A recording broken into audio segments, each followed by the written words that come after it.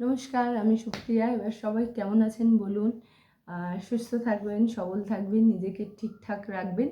আর আজকে শুরু করছি, এটা আমার কিছু স্টুডেন্টদের রিকোয়েস্ট। আর তাদেরকেও আমি, অনেক স্টুডেন্ট যারা আগে ছিল তারা এগুলো করেছে, তারা অনেক রিপ্লাই দিয়েছে যে এগুলো খুব ভালো বা খুব কাজে লেগেছে। সেই কারণে আমরা আজকের এক্সারসাইজটা দেখাবো টোটালি হাঁটুর। তো আমরা যারা হাঁটু যন্ত্রণা করে, যারা একটু একটু এজেড, প্রায় 50 পেরিয়ে গেছে, তাদের ক্ষেত্রে কিন্তু হাঁটু যন্ত্রণাটা প্রচণ্ড যন্ত্রণা করে। বা অনেকের ক্ষেত্রে আছে যে আমরা সিঁড়িতে ওঠা বারণ করে দেয়, বা ডক্টর বলে দেয় যে সিঁড়িতে উঠতে পারবেন না, নিচে বসতে পারবেন না, মেঝেতে বসবেন না বা মাটিতে বসবেন না। তাদের জন্য আজকের এক্সারসাইজগুলো তো পুরোই হাঁটুর এক্সারসাইজ। হাঁটু বা পেশি টান, যাদের পেশি টান বা আমাদের থাই মাসেল টাইট হয়ে যায়, বা আমাদের লিগামেন্টে ব্যথা করে, সেই আসনগুলো আজকে, আসন ঠিক না, হাঁটুর এক্সারসাইজই। তো এক্সারসাইজগুলো দেখাবো। তো শুরু করার আগে বলবো, যাদের প্রচণ্ড একদমই নিচে বসতে পারেন না, তারা এগুলো বিছানায় বসে করতে পারেন। আর যাদের একদম মেঝেতে বসা বারণ নেই, তারা মেঝেতে ম্যাট পেতেও করতে পারেন, কোনো অসুবিধে নেই যে এটা মেঝেতে করা যাবে না বা বিছানায় করা যাবে না, এরকম না। যাদের বিছানায় বসা বারণ, বিছানায় বসবে না, তা বসতে পারো কিন্তু এক্সারসাইজটা নিচে করতে চাইছেন, তারা নিচে করতে পারেন। আর যাদের মনে হয় মেঝেতে বসা একদমই বারণ করে দিয়েছে ডক্টর, তারা কিন্তু এই এক্সারসাইজগুলো বিছানায় বসে বসে করতে পারে। তো এক্সারসাইজটা করতে গেলে একটা তোয়ালে লাগবে। তোয়ালেটাকে আমরা ঠিক রোল করে নেব, এরকম করে, এমন করে করে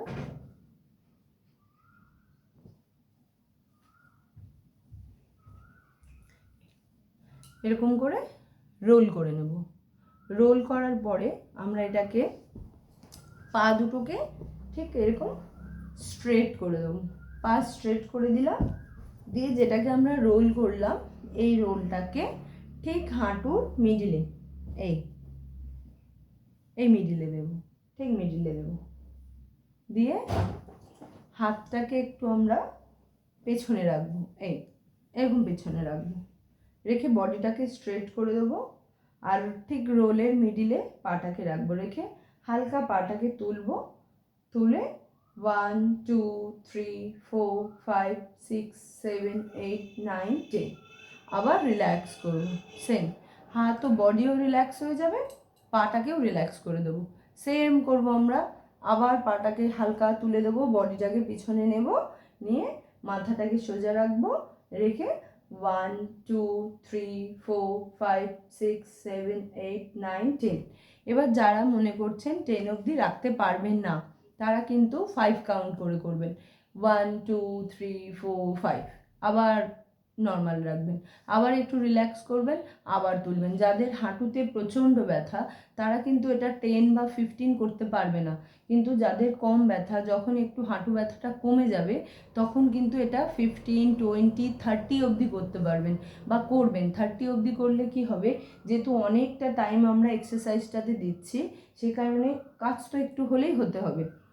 এই একটা করলাম, আবার সেম করব পায়ের টো, ঠিক এই ওপরে দিয়ে পায়ের টোটাকে আমরা এমন করব।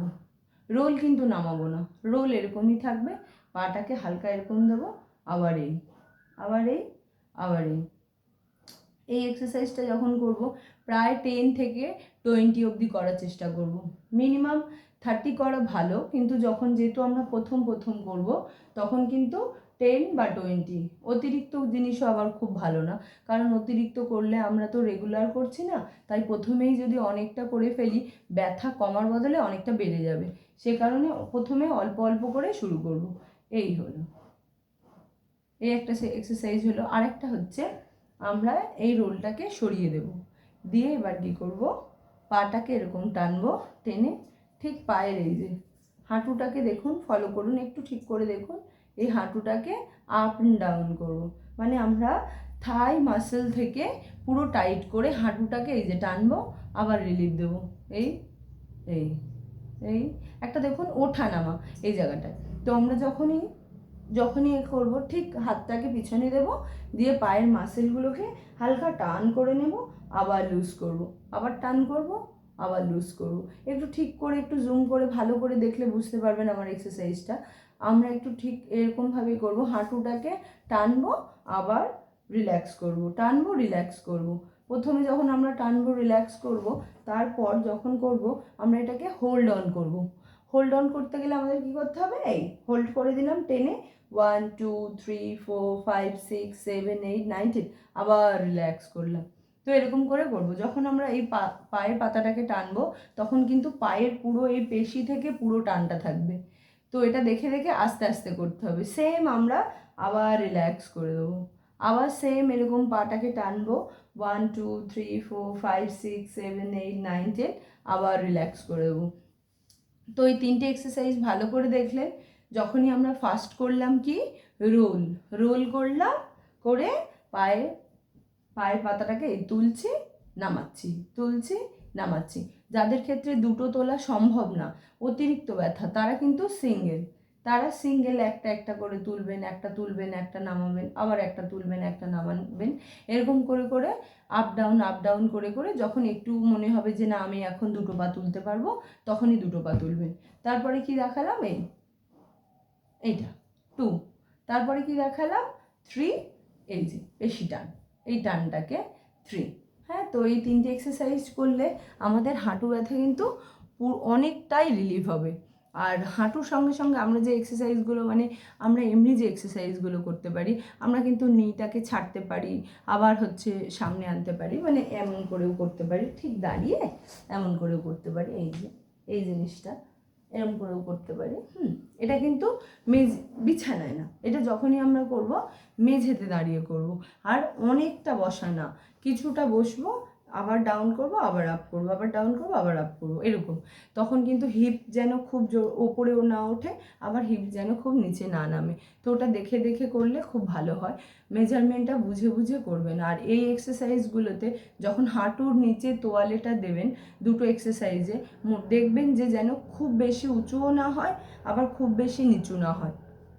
এই রোল টাইপের এরকম করে নেবেন, নিয়ে আস্তে আস্তে হাঁটুতে দেবেন, দিয়ে তারপর একটু একটু একটু একটু করে এক্সারসাইজ করবেন। আরও অনেক বিভিন্ন ধরনের এক্সারসাইজ আছে, সেগুলো নেক্সট ভিডিওতে দেখাবো।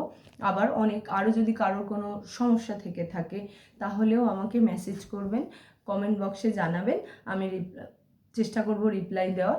আর হচ্ছে যখন আমরা এই এক্সারসাইজগুলো করব, চেষ্টা করবেন আমরা কিন্তু ভরা পেটে কোনো এক্সারসাইজ করবেন না।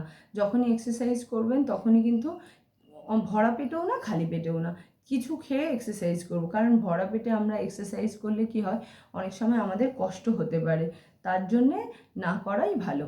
আবার হয়তো একটা এক্সারসাইজ করতে করতে মনে হলো আর কিছু এক্সারসাইজ করছি, তখন কিন্তু আমাদের লেগেও যেতে পারে। সেই জন্য যখনই আমরা চেষ্টা করব যেন আমরা কিছু হালকা খাবার খেয়ে এক্সারসাইজগুলো করবেন। আর যখন শুধু হাঁটুর এক্সারসাইজ করবেন, এটার জন্য কোনো কিছু খাওয়া দাওয়া কোনো কিছুই মেনটেন লাগে না। চেষ্টা করবেন 3 থেকে 4 বার, ডেইলি 3 থেকে 4 বার করার।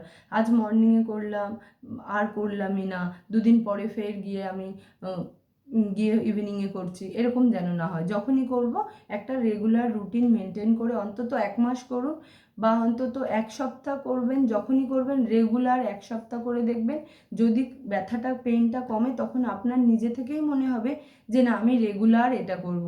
তার জন্য যখনই করবেন ধৈর্য ধরে অন্তত 1 সপ্তাহ করবেন, তারপর চেষ্টা করবেন 1 মাস 1.5 মাস এরকম করতে করতে তখন আপনার নিজেরই অভ্যস্ত হয়ে যাবে ডেলি করা। তো আজকের ভিডিওটা এই অবধি। আর আমার ভিডিওটা যদি কারোর এতটুকু উপকার হয় তাহলে আমাকে সাবস্ক্রাইব করবেন। নমস্কার।